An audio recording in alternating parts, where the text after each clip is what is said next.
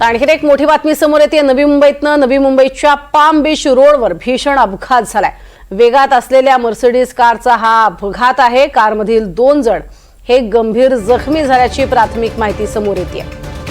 Palm beach रस्त्यावरती कायमच अपघात होत असतात, कारण वेगात आलेल्या मर्सिडीजची ही धडक झालेली आहे। 2 कारमधली ही धडक आणि त्यानंतर 2 जण गंभीर जखमी झाल्याची माहिती समोर येते। ठीक आहे, दृश्य आपण बघतोय ज्यात कशा पद्धतीनं मर्सिडीज पूर्णपणे चेंदामेंदा झालेली पाहायला मिळते।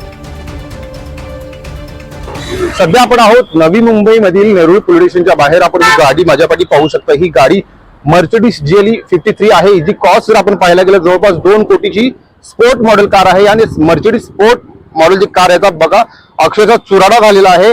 ही जी घटना आहे आपण पाहतोय पाम बीच वरील चाणक्य सिग्नल पासून वाशीकडे जायच्या दिशेने रात्री 2 वाजता घडलेली आहे।